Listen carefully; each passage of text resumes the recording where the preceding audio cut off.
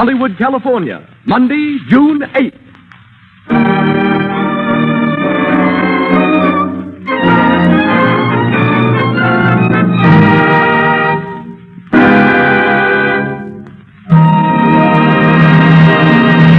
The Lux Radio Theatre, presented from its new home on Hollywood Boulevard, Hollywood, California.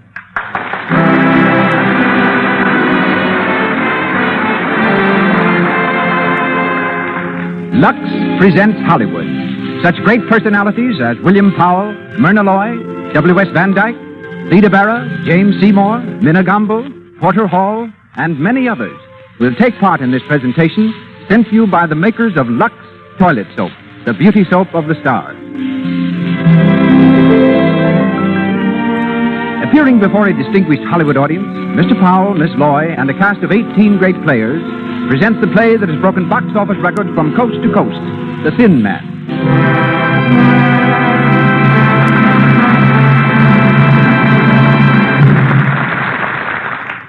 And as producer tonight, we present the director who did The Thin Man on the screen, together with such triumphs as Naughty Marietta, Trader Horn, Rose Marie, I Live My Life, and countless other smash hit pictures. Mr. W.S. Van Dyke. Mr. Van Dyke.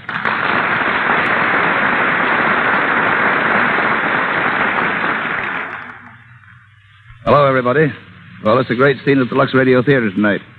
In our audience, we have Betty Davis, Jimmy and Lucille Gleason, Bob Armstrong, Ole Olson of Olson and Johnson, Stu Irwin, Jimmy Starr, famous communist, Evelyn Venable, Mr. and Mrs. Leon Schlesinger. Maybe it would interest you a little inside information on the show we're doing tonight, The Thin Man, and about William Powell and Myrna Loy, who are going to do it for you. As you know, The Thin Man was a best-selling novel by Dashiell Hammett. Hunt Stromberg, down at the studio, MGM, got a hold of it and brought it to me. Woody said, if you'll make this picture, I'll buy the story. Well, I read it, and while it was a good enough mystery story, there was something else about the book that struck me. Here was something new and fresh and very charming. A romance between a man and his wife. It's a story of a couple of kids that understood each other and had a blessed confidence in each other. Beneath all the casualness and all the wisecracking, there's a lovely, wholesome relationship. Something really deep and sweet and inspiring. Well, we decided to make the picture. Albert Hackett and Francis Goodrich wrote a swell script. William Powell and Myrna Loy played the parts. And how? They played them beautifully, because Powell was just Powell and Loy was just Loy. Both of them wisecracking all the time and clowning right through the picture. I suppose you know that plenty of motion pictures take from 2 months to a year to shoot. We did The Thin Man in 16 days, retakes and all. Of course, it wasn't a pretentious picture. We didn't make it as one. I hate epics. But it is evident that people liked it. It has been very interesting to study out how they could tell this story on the radio. Bill and Myrna have had a lot of fun getting it ready for you, just as they did making the picture. And from the original story, from the original motion picture cast, we have, and are fortunate in having, Minna Gombel, Porter Hall, William Henry, and Thomas Jackson here tonight. So here we go, with William Powell and Nick Charles, and Myrna Loy as Nora in The Thin Man. Here they come, Bill Powell and Myrna Loy.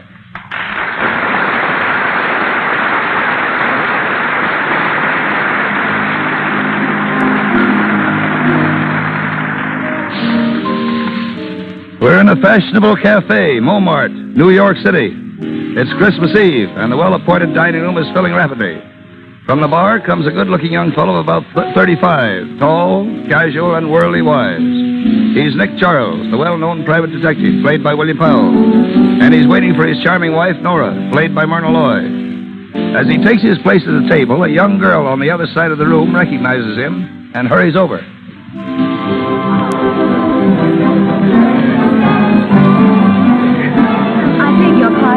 Aren't you Mr. Nick Charles, the detective?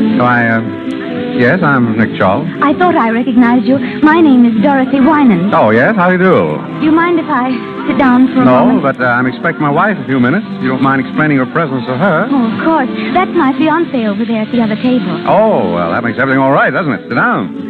Thank you. Your name is, Dorothy Winans. I'm Clyde Winans' daughter. Clyde Winans. Oh, yes, of course. Your father was having some trouble about one of his inventions a few years ago. I handled the case for him. I know. That's why I want to speak to you now. Oh. Well, I'm not practicing anymore, Miss Winans. You see, I've retired. Please, Mr. Charles. I need you. Oh. What seems to be the trouble? It's Dad. He went away about 3 months ago, and I haven't heard from him. Not a word. I'm worried sick. Oh, I wouldn't if I were you. After all, he's an inventor. He gets an idea he wants to work on. It's only natural that he should hide away somewhere. He's done it before. Yes, but never for 3 months. Did you see him before he left? No. Mr. Macauley was the only one he spoke to. Well, Macauley and Julia Wolfe. She's Dad's secretary. Julia Wolfe. Yes, I believe I met her. Macauley is your father's lawyer, isn't he? Yes. His lawyer and his secretary both speak to him before he leaves, but no one knows where he went. He wouldn't tell them. What about your mother? He wouldn't tell her either? No. Mother and Dad aren't... They haven't seen each other for some time. Oh, I see. Well, I don't know just what I can do for you. Why don't you speak to Macauley? Maybe he's heard from your father and forgotten to let you know. Oh, well, I'll call him now. That's the girl. Let me know how it turns out, will you? Of course. I'll be back in a few minutes. I'll be here. Madam, you can't bring that dog in here. Dogs aren't allowed. I'm sorry, madam. I'll be here, Aster. Aster, come here, boy. Here. Down, boy. But, madam, down. it isn't only your dog. If we allowed everyone... Oh, here you are. Aster. Quiet, Aster. Quiet. Hello, Nora. I hear you brought the dog. I didn't bring him. He brought me. I think the doorman's mad, Nick. Madam, I'm afraid you'll have to take the dog outside. It's all right, Joe. It's my dog and my wife. You might have mentioned me first. But, Mr. Charles, are you sure that... Of course I'm sure. He's well trained. He'll behave himself. Nobody might bite someone. Oh, no. Only me, Joe. He only bites me. Yes, he's fussy about what he eats. Go ahead, Joe. I'll be responsible for him. Very well, sir. If you say so, sir.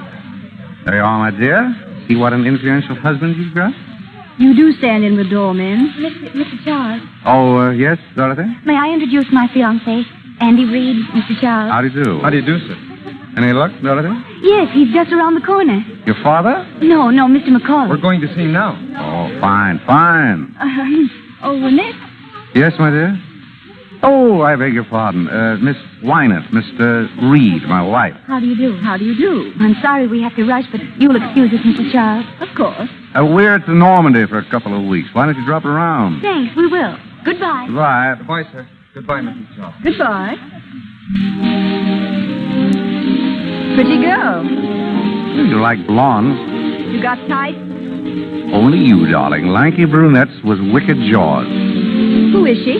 Dorothy Wynant, daughter of Clyde Wynant. I worked on a case for her father. Some nut wanted to kill him. Charming. What's the matter now? Wynant's disappeared. I was afraid something happened to him. Has anything happened to him? My darling wife. How do I know? Funny, though. That secretary of his ought to know something. Secretaries usually do. Who is she? Julia Wolfe. Smart girl, Julia. I always suspected she had some kind of hold on Wynant, and that's why he kept her on. Maybe you ought to give her a ring. What for? Oh, just to say hello. Maybe. Want a nickel? No, I've got one. I'll be right back.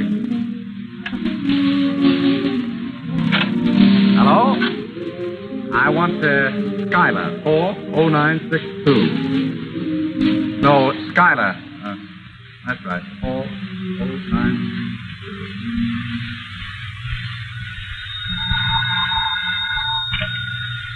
Hello? Yes, Julia Wolfe speaking. Who? Oh, hello, Mr. Charles. Yes? What was it you wanted to...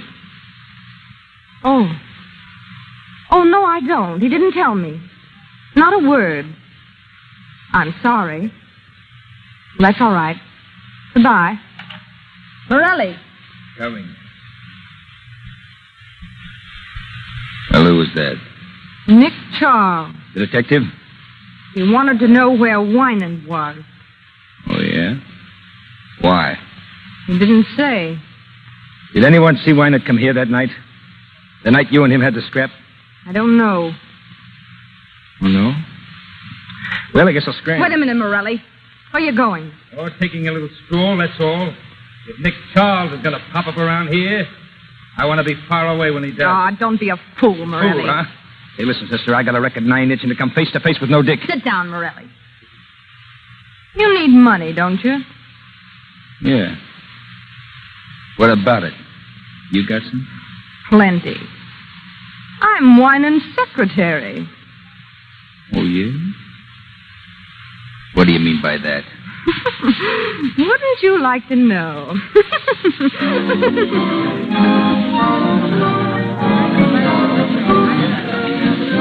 Your friend Pierre serves good dinners, Nick. Mm-hmm. All right. You still didn't tell me what Julia Wolf had to say. Nothing. She didn't know where he was, that's all. Finished? Finished. Let's get out. We'll grab a cab and get back to the hotel. Ready and willing. Where's my purse? Come on, Esther. Joe, call me cab.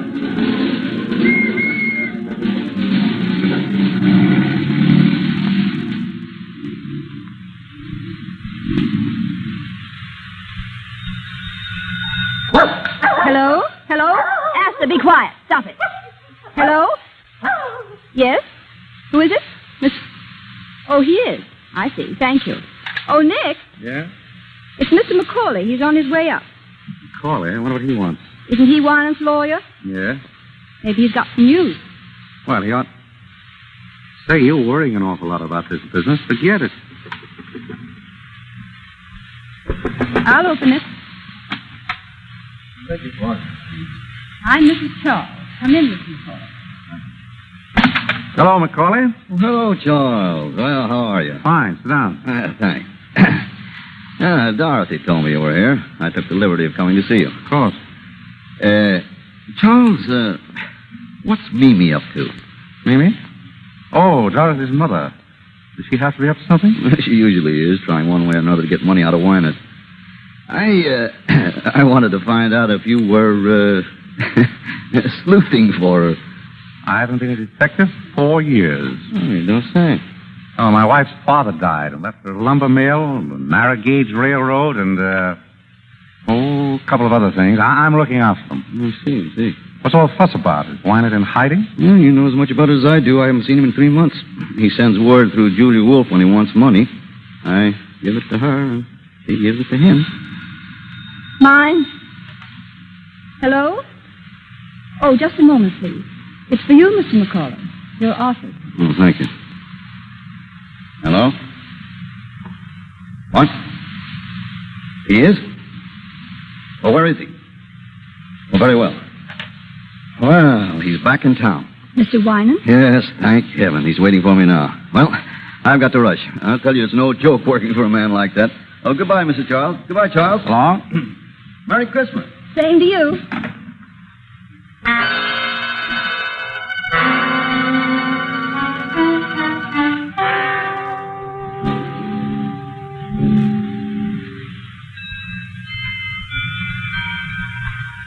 $11:30.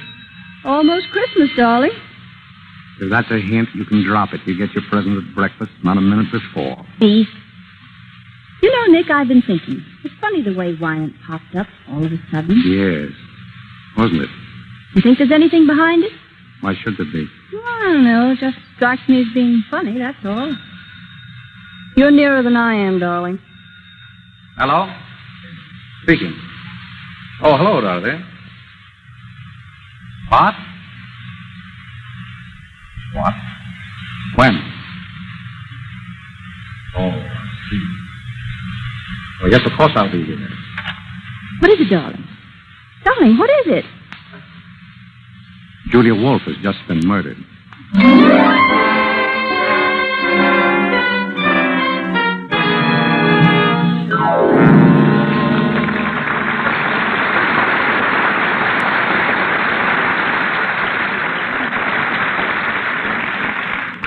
You are listening to William Powell and Myrna Loy in the story of The Thin Man from the stage of the Lux Radio Theatre in Hollywood Boulevard. Before we go on with the story of Nick and Nora, we want to take you on a quick tour of Hollywood.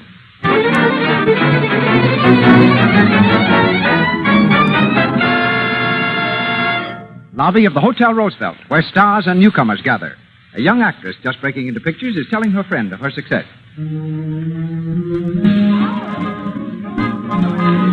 Well, there's one thing. I've got one of the best managers in Hollywood, and that means a lot. Oh, but the rules he's laid down for me. Gee, what do you mean, rules? Well, you'd think I was going into training for the Olympics. I've got to lose 5 pounds. I've got to take lessons in singing and diction, and of course my complexion's got to be perfect. I've got to be more careful than ever not to get little blemishes or enlarged pores and what they call cosmetic skin. Thank goodness I know enough to use Lux toilet soap regularly, the way everybody around here does. 9 out of 10 beautiful Hollywood screen stars use Lux toilet soap and have for years. Here's what the famous Claudette Colbert has to say. When I tell people how simple my complexion care is, they always seem surprised. I use cosmetics, of course, but I always use Lux toilet soap to guard against cosmetic skin. It's easy to keep skin lovely my way. And now on with the show of the Thin Man.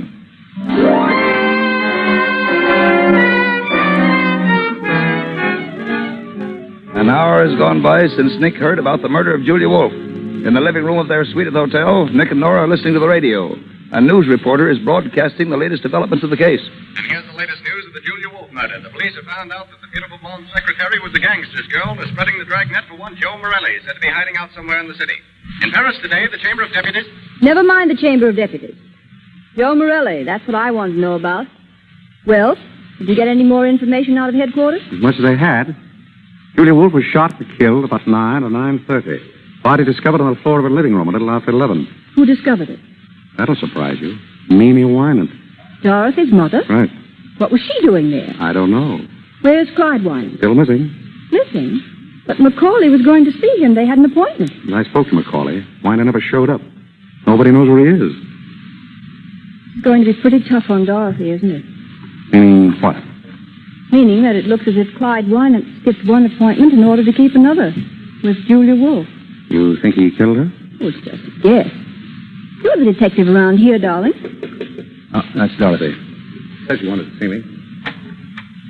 Well, come in, Dorothy. Thank you. Is anyone here? That's Nora. Have a seat. Oh. Hello, Dorothy. I'm sorry for breaking in on you like this. Oh, that's all right. We're used to it. Anything wrong? Julia Wolfe is dead. Yes, we know that. Here's the gun she was shot with. What are you trying to tell me? That you did it? Yes. I hated her. She kept me from seeing my father. I went down there to ask her where he was. She wouldn't tell me. I shot her. Where did you hit her? Why, in the heart. Pretty good shot you are. What did she do? She fell down. Did she make any sound? Didn't scream? I don't know. Which way did she fall? She fell over backwards. Oh, yes? People fall toward a shot, you know, not back from it. I knew you were lying. Oh. All right, come on, now, brace up. Where did you get this gun? I bought it in a pawn shop. I thought so. Why did you say you did it? Whom are you trying to shield? Oh, please, don't ask me. You got to tell me. Nick, let me handle this, will you? Dorothy, look at me. Nick is trying to help you. Why don't you help him? You were trying to shield your mother, weren't you? No. Your father, then. Dorothy. Yes. My father. Why do you think he did it? Mother was the first one to find Julia Wolfe. She saw something in Julia's hand and she took it. What was it? A watch chain. It belonged to my father. So you think your father did it? I don't know. Did your mother turn the chain over to the police? No, she kept it. She didn't tell them anything about it. But she showed it to you? Yes. Why did your mother go to Julia Wolfe's apartment in the first place? She went to ask for money. Oh, money again, huh? Yes? Oh, have them come up, please. Who is it? Dorothy, I wonder if you'd mind waiting in the bedroom. Of course. It'll be only a minute. Well, Nick? It's Mimi Wynant. Alone? She's never alone. Dorothy's brother is with her. Screwy college kid. And some guy by the name of Chris Jorgenson. Jorgenson? Who's he? Macauley told me about him. A hanger-on type. I think he's after Mimi's dough. But she hasn't any. Maybe that's why she wanted to get some from Julia. I'll take it. Hello. Nick, how are you? Fine. Come in, Mimi. Thank you, Nick. This is my son, Gilbert. How are you? Very well, thank you. And Mr. Chris Jorgenson. He's an old friend of mine. How do you do? How do you do? Sit down. Sit down. My wife, Mrs. Wynant, Gilbert Wynant, and Mr. Jorgenson. How do you do? Well, Mimi? Nick, I've never been in such a state in my life. You know, of course, that I was the one who found Julia Wolf. So we've heard. Oh, my dear, it was terrible. I walked in and there she was, lying dead on the floor. I meant to ask you, Mother, was there much blood? Gilbert, don't be so morbid. But I'm interested in murders. You know, Mr. Charles, I formed a theory about this one already. So? In my opinion, the man who did it... Gilbert, be quiet. You don't know anything about it. Oh, but I do. Be quiet. You were saying, Mrs. Wyman? About finding Julia Wolf. I was simply petrified, and such a mystery. Clyde Winans crazy, absolutely crazy to stay away at a time like this. No wonder the police think he had something to do with it. What do you think? Oh, I know he didn't, but I wish I could find him. I have something very important to tell him. And Macauley won't help at all. He thinks I just want money. Well, don't you? Oh, Nick, you're always teasing. Mrs. Wyman, were you alone when you found Julia Wolf? Why, of course I was. Wasn't Mr. Jorgenson with you? I? Certainly not. I don't know anything about it. The first word I had that Julia Wolf was dead was when Mrs. Wyman called me at my club. Oh, she called you? Yes. Why? I beg your pardon. Oh, let's not even talk about it. The thing to do is to find Clyde. And that's what I've come to you for, Nick.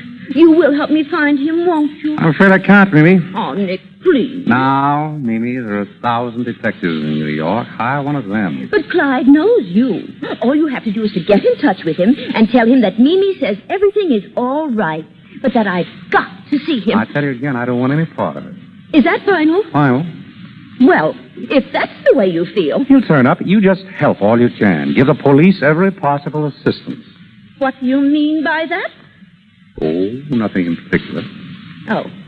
Well, we'll say good night. Good night. I'm sorry I can't help you, Mimi.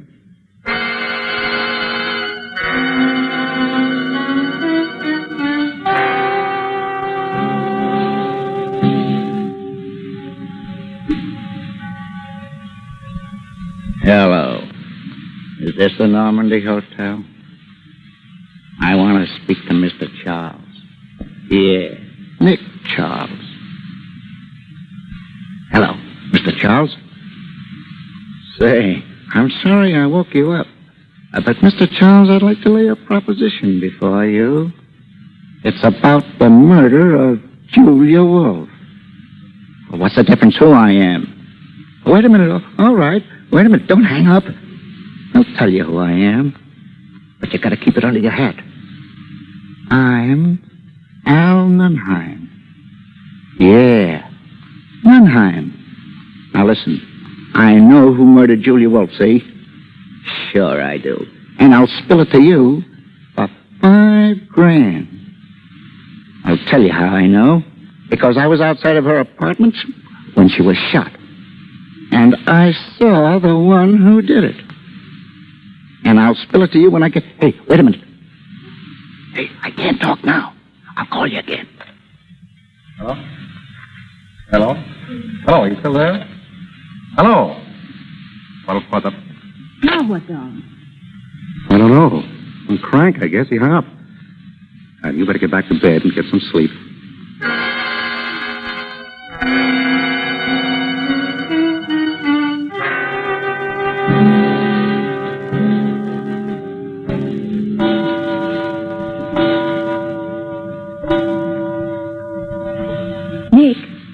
Nick, are you asleep? Yes. Good. I want to talk to you.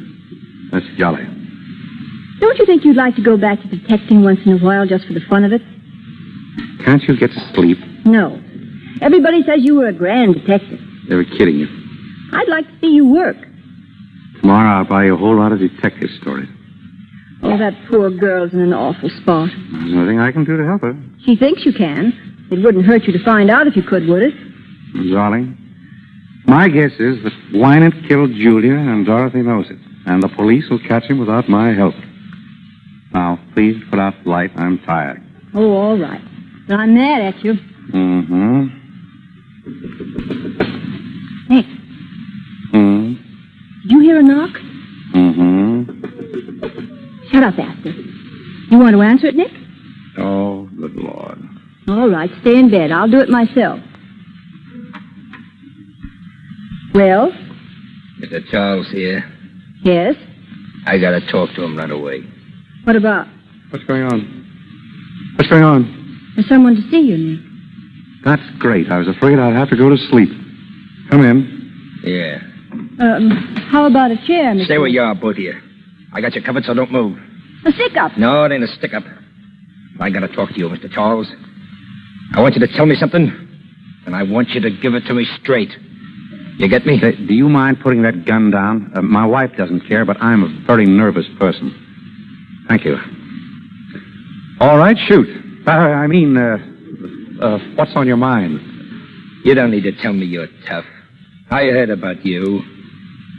I'm Joe Morelli. I've never heard about you. I didn't bump off Julia. All right, you didn't. I haven't seen her in 3 months. We were all washed up. Why tell me? I wouldn't have any reason to hurt her. She was always on the up and up with me. But that dirty little rat, Nunheim, well, he got sore because she liked me and hated him. So he put the finger on me. That's all very swell, brother, only you're peddling your fish in the wrong market. I've had nothing to do with it. Now, listen. The boys used to say that you were okay, a square guy. Now, that's why I'm here. What's the law doing to me? Do they think I did it? Or is it just something else to pin on me? I'd tell you if I knew, but I'm not in on this. Ask the police. Now, that'd be very smart. The boys would love to have me come in and ask questions. They'd like it right down to the end of their blackjacks. Now, I came to you on the level. The boys say you're on the level. Be on the level. I'm on the level. If I knew anything, I'd be... Who's that? I don't know. This is your party. Open up. Open up. This is the police. The police? You dirty two-timer. Look out, Nora. Oh! Give me that gun. You rat, I'll show you. Drop that gun. Drop it. You'll double-cross me, will you? Come on, drop it. Give it to me. Give me the gun. Grab it. Let me go. Let me go, I said. I'll take that gun. Thanks, officer. You almost had me. Get some water, Joe. Nora. Are you all right? Nora. I'm Inspector Gilbert of the Homicide Squad. You're in a good place, Inspector. Who's that woman on the floor? My wife. This guy shoot her? No, he tried to shoot me. I socked her on the jaw to get her out of the line of fire. I guess I hit her too hard. Nora. Oh. Look at me, Nora. Are you all right, darling? Oh. You darn fool. You didn't have to knock me out. I knew you'd take him, but I wanted to see you do it. She's all right. Okay, Slattery. Take Morelli downstairs. Don't push. I said don't push. How'd you people have to pop in, Inspector? We hear this is getting to be a sort of a meeting place for the Winans family. So we figured we'd stick around in case the old man himself shows up. Then we seen Morelli sneak in, and we decided to come up. And it was pretty lucky for you, too. Yeah. Morelli a friend of yours? I never saw him before. What's he want of you? Wanted to tell me he didn't kill Julia Wolfe. What's that to you? Nothing. What did he think it was to you? Ask him. I don't know. I'm asking you.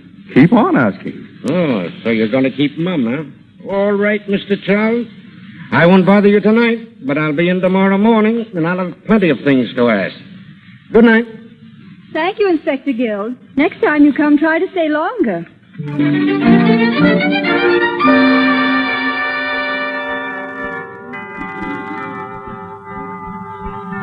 Nick, wake up. It's Christmas.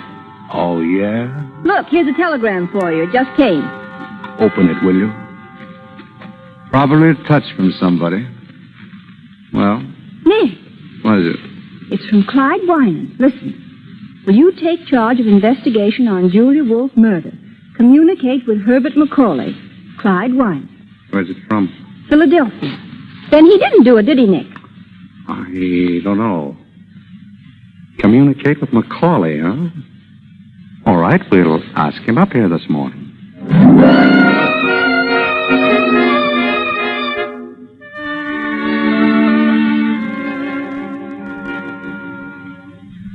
There you are, Macauley. What do you think? He wants you to handle the case. Yes. Huh? Well, what are the chances of you doing it? Slim. Oh, please, Nick. Quiet, dear. I wish you would, Mr. Charles.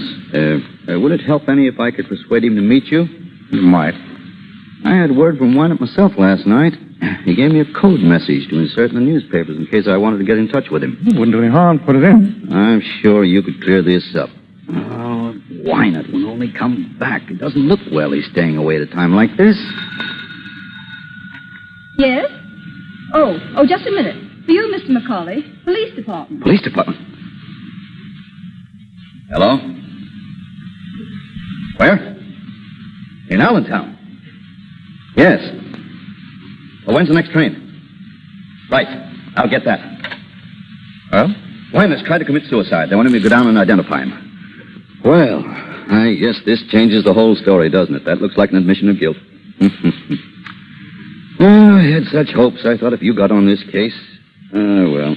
Well, it's no use thinking about it now. Well, I'm sorry to have wasted so much of your time. You'll excuse me, won't you? Of course. Goodbye. Bye. Well, that's that. A finish. What's the matter with you? Oh, the mystery's all gone. And I wanted you to find out who did it. Maybe I will. But Winans. I don't believe he did it. Why don't you? No reason. Just a hunch. But I'm going to find out. Come on, Dr. Watson. We're going places. I want to speak to Inspector Gill.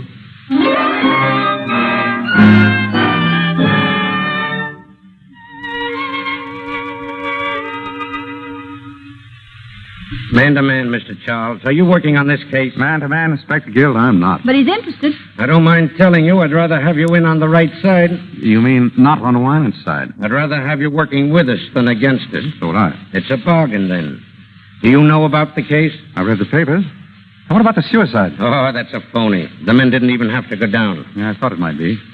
From now on, they're going to think that every thin man over 6 feet with white hair is Winans. Do you think that Winans did it? Looks like he planned something. He shut up his apartment and his shop. But there's nothing yet to clinch it.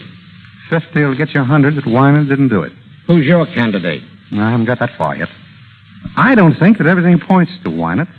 What about the alibis? They're all okay. Mrs. Winans, the boy, Dorothy, Macauley, even Morelli. What about Jorgenson? Oh, I'll check on that.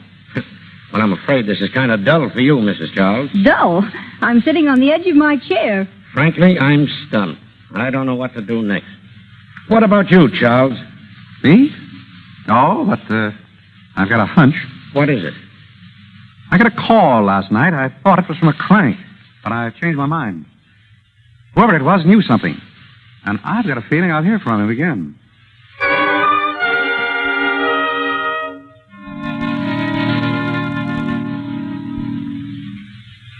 What time is it? Almost 10. Still waiting to hear from the crank? And how? Here, give me that, quick. Hello? Yes? Yes? This is Nick Charles? Who? Can't hear you. I said I can't hear you. Have to speak louder. I can't speak any louder. Hey, this is Al Nunheim again. You know, I called you last night. Hey, listen. Are you still interested in that proposition? Yeah, huh? All right, then. Now, here's the dope. And get this straight. The man who killed Julia Wolf...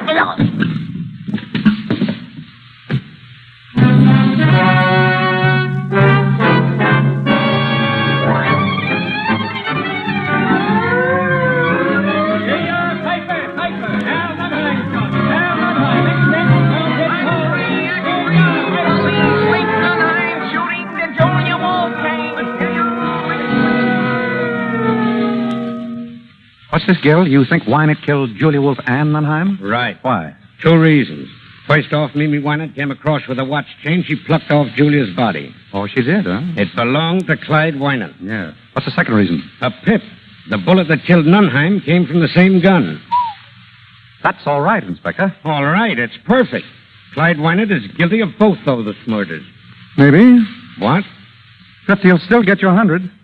I say Wynant's innocent. You can say what you want, but I'm spreading a dragnet for that guy over every town in these United States. And I'll get him, too. Calling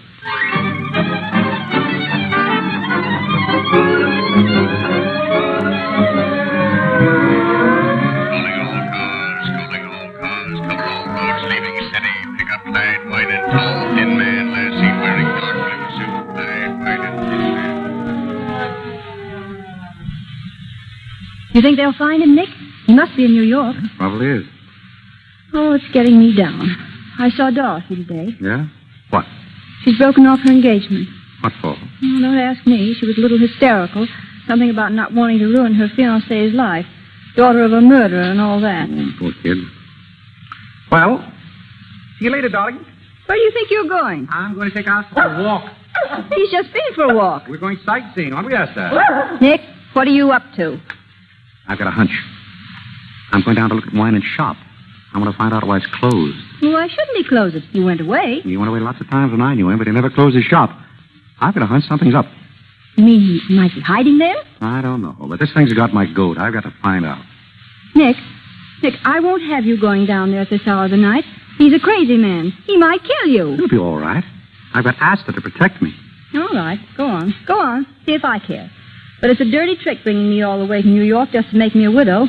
You wouldn't be a widow long. You bet I wouldn't. Not with all your money. You dog. Goodbye, darling. Nicky, take care of yourself, won't you? Sure I will. Don't say it that way. Say it as if you meant it. Why, I believe the little woman cares. I don't care. I'm just used to you, that's all. Sure. So long, darling. Come on, Asta. Come on. Goodbye. And call me, darling, please. I'll be waiting to hear from you. Asta, if you let anything happen to him, you'll never wag that tail again.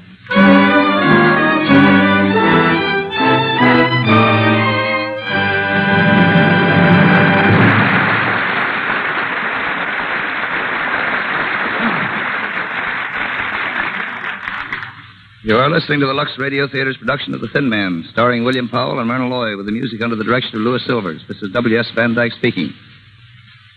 We have here tonight the man who wrote the great picture, Lawyer Man, for Bill Powell here. He's a producer, too, but just on the writing end. He's done many great pictures, 42nd Street, The Gold Diggers, King of Burlesque, and lots of others, including an original musical, Ladies in London, which you'll be seeing soon. And here he is, the man whose name you'll see on the screen before the picture starts. One of Hollywood's greatest picture writers, James Seymour. Come here, Jim.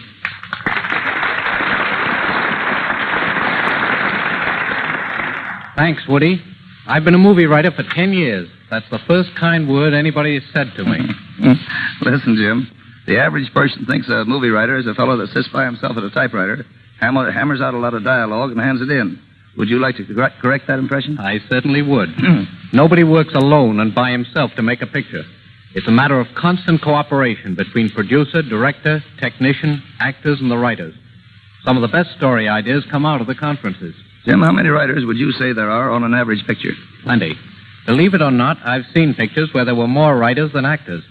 If all the people who contributed to the story got screen credit, it would look like a page from the telephone directory. You've written on both the stage and screen, Jim. Tell the folks how they're different. Well, pictures have less talk, but they tell more in less time. Like concentrated foods, all the good and none of the waste. In the theater, everything must be brought to the audience. On the screen, you take your audience wherever the camera can go. And here's another important point that comes right back to your Lux Radio Theater. On the stage, the star just enters. But on the screen, she's introduced with a big close-up. A picture of the star's face many times larger than life-size. Every time a movie star's complexion is mentioned in this Lux Radio Theater, I think of those close-ups. Those stars just have to be beautiful. And they found that Lux toilet soap helps them look their best. Producers know it, too. And that's why it's the official soap in all the great studios in Hollywood. Right, Woody? Right on the nose, Jim. Thanks for coming over. Thanks for asking me. Good night. Good night, Jim.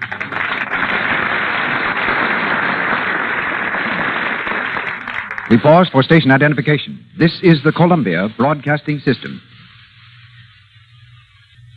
The Thin Man.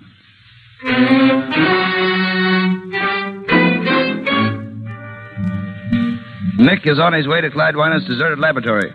In a dark and desolate section of the city, his cab veers sharply around a corner and pulls up in front of a gloomy, old, rickety building. Say, mister, are you sure this is the place you wanted? Looks like it. Come on, Asta, jump. How much owe you? $1.20. Or do you want me to wait? No, never mind. Oh, that's good. You know, this ain't no neighborhood to be in at 2 o'clock in the morning. I want to get out of here. There you are. Thanks. Hello? Come on, Asta. Come on, what's up with you?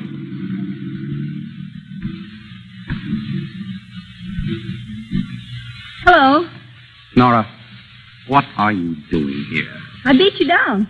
I want to go with you, Nick. Now, listen. No. You're not going in that place alone, and that settles it.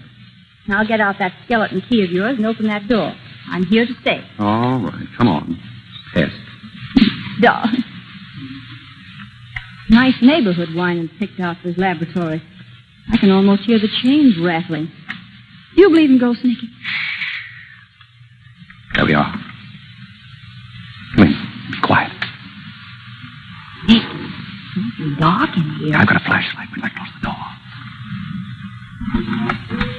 Shh. way? Straight ahead. To get the layout of the place. Looks awfully big to me. You can't even see into the corners. Don't let the shadows frighten you. Who's frightened? Hold it. What's the matter? This looks like Wynant's work table. More like a slab in a morgue. Look, Nick. There's a cement floor all around. Yeah, probably a lot of weight goes on that table. Come on. Where to now? There's an old desk over there by the wall. I want to take a look at it. What do you expect to find? Oh, I think if I knew what I'd find, I wouldn't be... Nick. What's it, Nick? There's a loose board, I guess. It sounds like somebody was walking over that way. Oh, just your imagination. There's no one in here but us. No.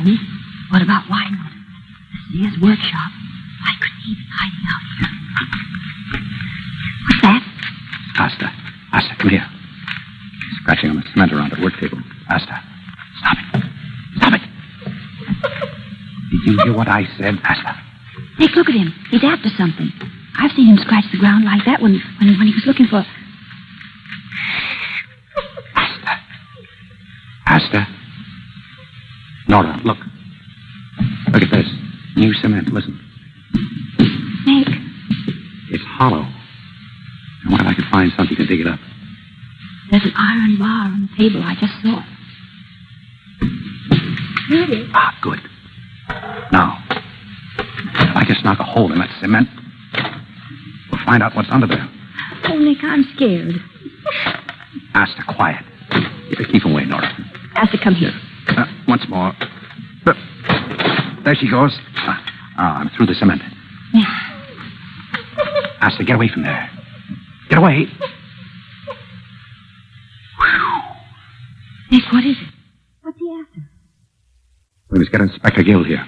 What's under there? The body. Must have been there for weeks. Oh, Nick.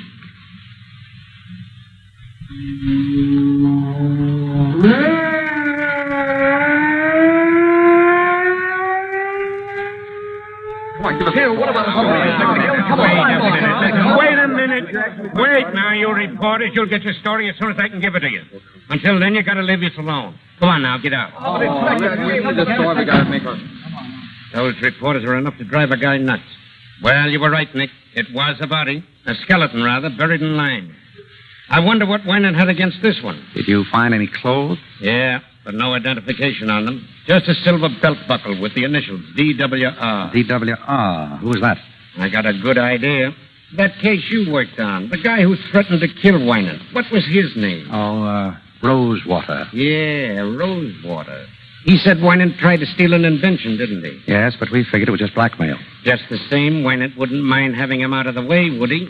And according to the doc, the body's been there at least a couple of months. That's just about the time Wynant closed the shop. Right. Did you put the skeleton under the fluoroscope yet? Half an hour ago. We found the bullet he was killed with and something in the leg bone. An old piece of shrapnel. Shrapnel? Yeah. Why? Shrapnel in the leg bone. He probably limped. What do you mean? Oh, nothing. Well, so long, Inspector. I'm going to pick up my wife, take her home. It's been a long night. So long. Give her my best, will you? Right.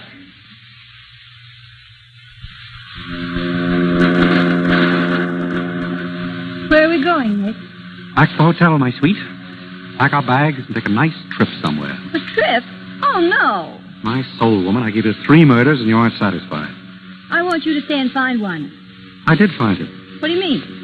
He was down in the shop. Nick. It was his body that was buried there. Wynant's body? Yep. But they all said it was Rosewater. Oh, that's what they think. What makes you so sure it's Wynant's body? Several things. Clothes, for instance. They were carefully preserved. And the body was just as carefully destroyed. The person who killed him counted on one thing, that all skeletons look alike. Well, don't they? Sure. But I remembered that Wynant had some shrapnel in his shin. They found it under the fluoroscope. How long has he been dead? A couple of months, anyway. Then he couldn't have committed those other murders. Smart gal. Wynant dead. Does Dorothy know? No, nobody but you. I didn't even tell Gil. Why not? I want to lie low till I get the whole dope. I don't want to go off half-cocked. What are you going to do? I'm going to get the real murderer. I've got an idea. Want to see me take him? Yes. You got a nice evening dress? Oh, I've got a Lulu. Why? I'm going to give a party, a dinner party. Everything from Russian caviar to camembert cheese, an orchestra behind the palms, subdued lighting. What is this? And I'm going to invite all of the suspects. The suspects. They won't come. Oh, they'll come. I'll have Gil issue the invitations. Nick, who's going to be there? Everybody. You, me, Dorothy, our ex-fiancé, His name's Andy. right. Macauley, Mimi, Gilbert, Jorgenson, and Morelli. Oh, darling, what a lovely party.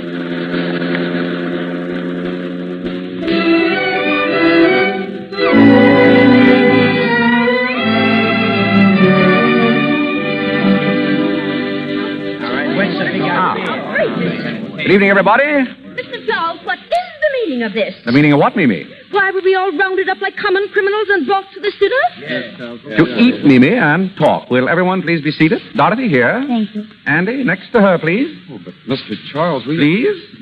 Very well. Mimi on the other side of Andy.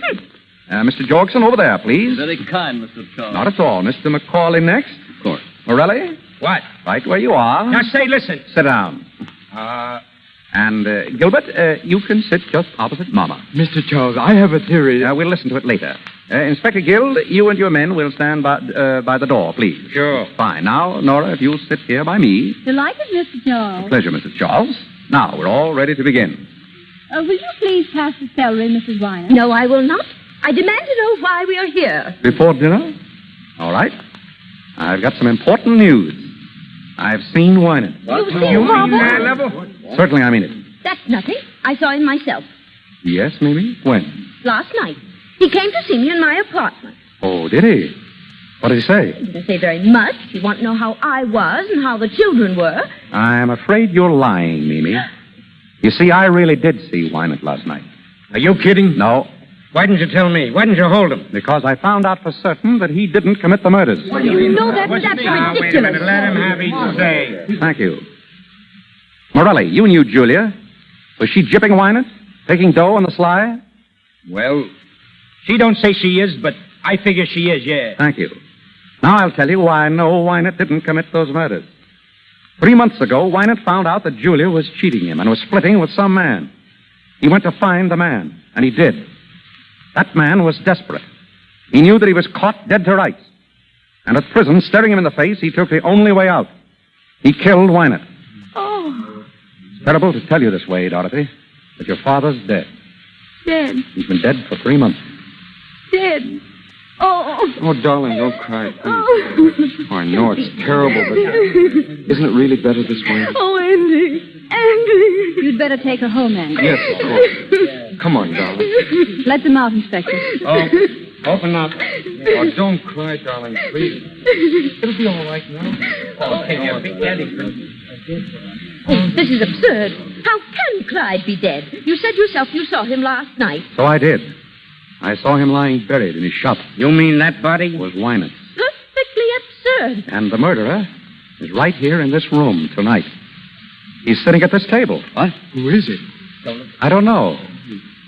But I thought if we all had a little get-together, we might be able to find out. I'll tell you as much as I know. This murderer is a very clever man. He planned the whole thing beautifully. After he killed Wynant, he wired Macauley, using Wynant's name, and told him to shut up the shop. Then he took Wynant's body and buried it in the shop with another man's clothes to throw us off the track. He even put a belt buckle with an R on it, hoping that we'd think it was Rosewater, an old enemy of Wynant's who dropped out of sight years ago. Morelli. Yeah? Would you mind holding your knife the other way? You're worrying Gilbert. Oh, right. Nick, if that knife is missing, I'll look for it in your back. I'll help you look. Well, after our hero had killed Wynant, he got a brilliant idea. He realized that he and Julia could still collect money. Wynant was supposed to be on a trip. No one knew where. So our dinner guest wrote letters to Macauley, signing Wynant's name, so that Macauley would continue to send the money to Julia. He even telephoned Macauley. Do you remember Macauley? The first day that you came to see me. He telephoned that he was in town. Oh, it must have been Wynant. I should have known if it weren't his voice. Oh, he was clever about that. He called when you were out. Now, that same afternoon, Julia telephoned him. She said that you were coming, Mimi, to ask about Wynant. He got terrified. He was afraid that Julia would break down and tell. So he went to Julia and killed her. and left Winant's watch chain in her hand. Mimi, what is the doing about that? If I ever get my guy that did that to Julia, it makes sense. I hope you're well. Quiet, please. His plan was still working beautifully. The only hitch was a man named Nunheim who had found out something. So our hero bumped him off, too. But our hero overlooked just one item. The telegrams, wires, and telephones were all very well, but no one had seen Winant. So the murderer picked on poor Mimi here to strengthen his case. Mimi is the only one at this table who can tell us who the real murderer is. Mimi, who was it who told you to say you'd seen Winant? Nobody told me. I did see him. What did he pay you, Mimi, to stick to that story? It isn't a story. It's true. I did see Winant. He's not dead. You're lying, Mimi. But then you'd do anything for money. You're getting a good price for saying you saw Winant. I'm not going to stay here and be insulted. Sit down. You're getting a good price, Mimi. But don't forget this. 2 other people were in with him on this deal. Julia and Nunheim. When he thought they might spill something, he bumped them off. You ought to know darn well that he's not going to take any chances on you. What do you want to do, be next on his list? No. And who is he? Who paid you that money? Macauley. Macauley, you dirty little... I think that'll hold him. Oh, boy, what a wallet. Hey, nice work, Mr. Charles. There's your man, Inspector. Mr. Macauley. I can't believe it.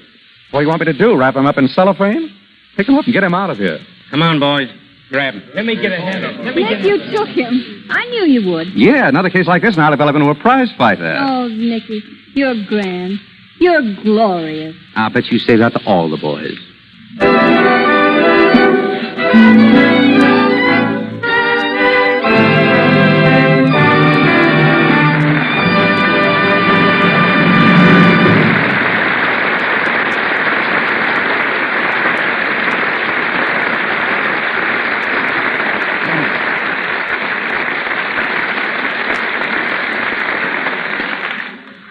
Well, that's that. The story of the Thin Man with William Powell and Myrna Loy. I'm going to get them back out here in a minute to talk to you. As you know, these broadcasts from the Lux Radio Theatre are quite an event in Hollywood. And among our many friends here tonight is one of the greatest stars of the silent pictures. I admired her from afar when she was doing such magnificent spectacles as Cleopatra, and I was just an extra. Today, she is the wife of one of our leading film directors. I've known her for many years as a most charming and gracious lady, and I want you to meet her now, Miss Theda Bara.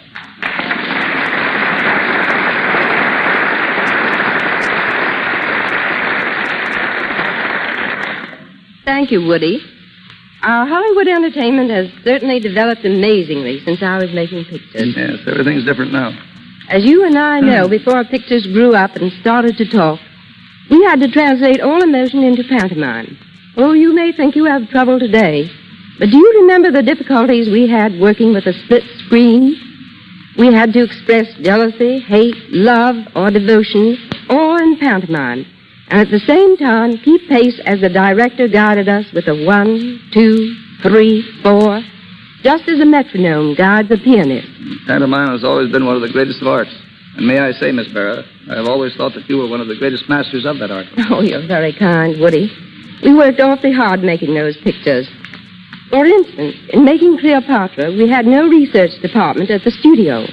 I worked myself for months with the curator of Egyptology at the Metropolitan Museum in New York. It was great fun, though. I understand, Miss Bara, you're going to make some radio appearances. Yes, I am. And I'm also going to do some motion picture work. No, that's good news. I'm considering an offer now, running through scripts and ideas. Oh, I just hope everyone will be as happy about another Theda Bara picture as I am. The public has been very good to me in the past. And I know they'll be awfully glad to see you again. I'm sure it'll be a great thrill not only seeing you, but hearing your voice.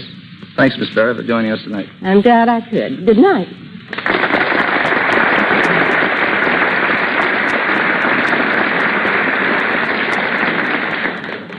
Hearing Theda Bara talk of her plans brings to my mind some other plans I've heard discussed in Hollywood this week.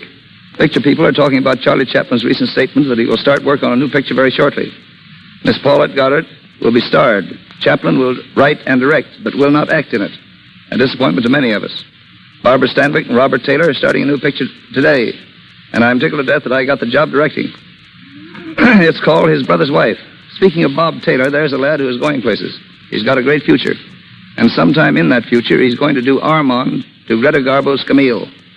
Bill Powell and Myrna Loy here are interested in the making of MGM's picture, The Good Earth. Louise Rayner, who was with them in the Great Ziegfeld, and Paul Muni of the Stars. And now Bill Powell and Myrna Loy are coming out on the stage. Arise, Bill, Myrna.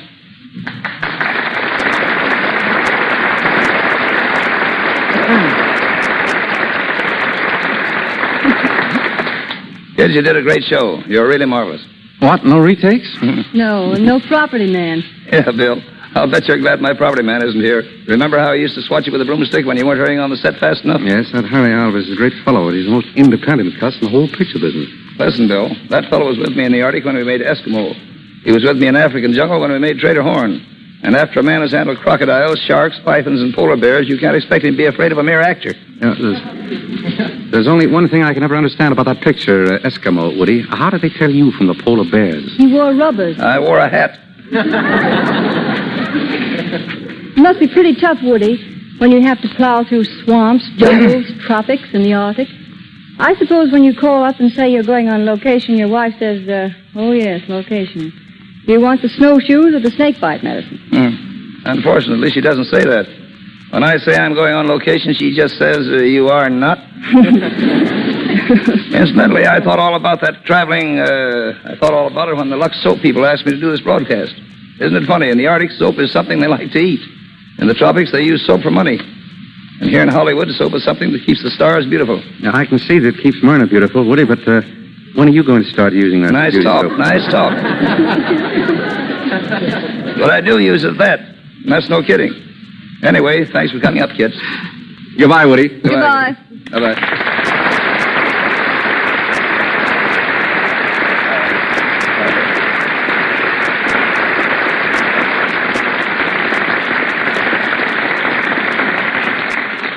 Before I tell you about next week's show, I'm going to ask our announcer, Mr. Rick, to tell you more about the cast and about Hollywood studios who are cooperating with us. Our cast of characters tonight: Nick, William Powell; Nora, Myrna Loy; Mimi, Minna Gombel; Macauley, Porter Hall; Dorothy, Barbara Luddy; Gilbert, William Henry; Chris Jorgenson, Bret Morrison; Julia Wolfe, Margaret Brayton; Inspector Guild, Thomas Jackson; Morelli, Wally Maher; Nunheim, Ernie Adams. Our director, W.S. Van Dyke, and our stars, William Powell and Myrna Loy, appeared through courtesy of Metro-Goldwyn-Mayer, as did Mr. William Henry, and Porter Hall through the courtesy of Paramount. The musical director of this program, Mr. Louis Silvers, appears through the kindness of 20th Century Fox. And now, here is your producer, Mr. W.S. Van Dyke. Thanks to all of you in the cast. You did a swell job. Next week, ladies and gentlemen, the Lux Radio Theatre is going to have a great show for you, and believe me, Al Jolson and Ruby Keeler are going to be here to appear in Burlesque. It was a smash hit on Broadway and then a great moving picture, and now it's going to make a marvelous radio vehicle for Al Jolson and Ruby Keeler. I think you'll like it.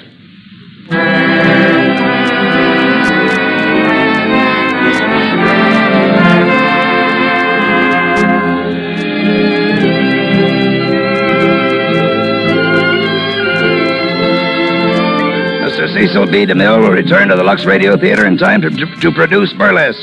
And you know he'll give you a great show. I've enjoyed being with you all, and good night.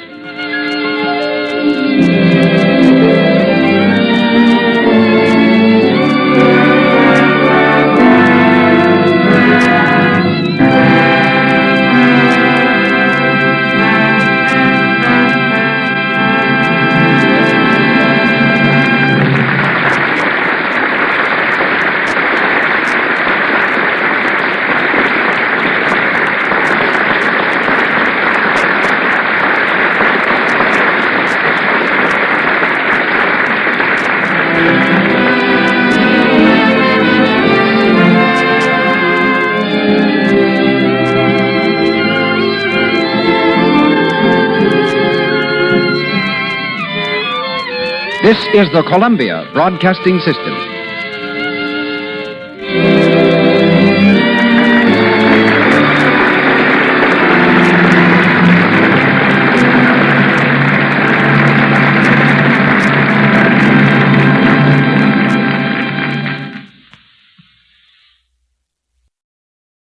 Hollywood, California, Monday, June 1st, 1936.